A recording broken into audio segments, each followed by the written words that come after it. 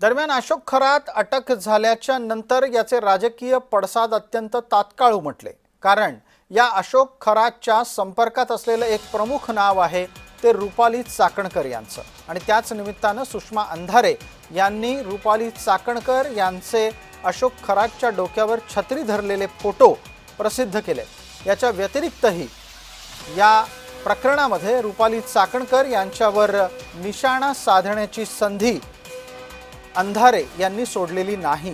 जोडीला दीपक केसरकर, सुनील तटकरे यांचे सुद्धा अशोक खरातशी संबंध संपर्क असल्याचे दावे अंधारे करतात। ज्या महिला आयोगाकडून महिलांचं सबलीकरण, समुपदेशन आणि समावेशन करणं अपेक्षित आहे, त्या महिला आयोगानेच जर महिलांचं शोषण करणाऱ्या व्यक्तीची पाद्यपूजा करत असतील तर शोषित महिलांनी न्याय कुणाकडे मागावा? माझा सरळ साधा प्रश्न आहे। मला या निमित्ताने राज्याच्या उपमुख्यमंत्री तथा अत्यंत संवेदनशील महिला असणाऱ्या सन्माननीय सुनेत्रा वहिनींना आम्हाला प्रश्न विचारायचा आहे की सुनेत्रा वहिनींची किंवा एकूण राष्ट्रवादी काँग्रेसची अशी काय राजकीय अपरिहार्यता आहे की सतत वादाच्या भुवऱ्यात असणाऱ्या चाकणकरांना आपल्याला या आयोगावर ठेवावं लागतं?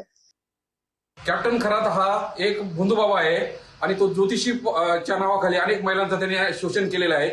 अनेक राजकीय व्यक्तींचं त्याला पाठबळ आहे। माजी मुख्यमंत्री सुद्धा त्या ठिकाणी येऊन गेलेले होते। काही मंत्र्यांचं सुद्धा त्याला पाठबळ आहे।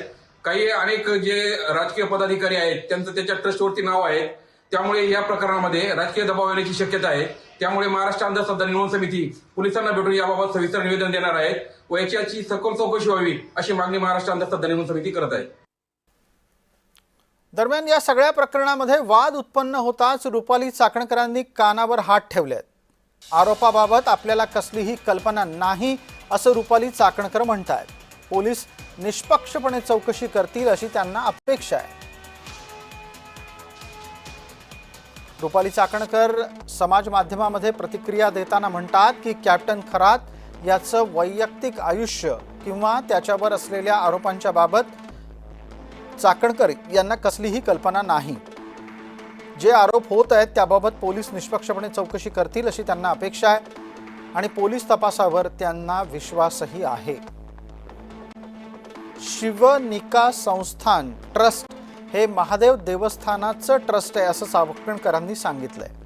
सामाजिक कामांच्या निमित्तानं आपण अनेक ट्रस्टच्या काशी जोडले गेलेलो आहोत असं चाकणकर मान्य करतात।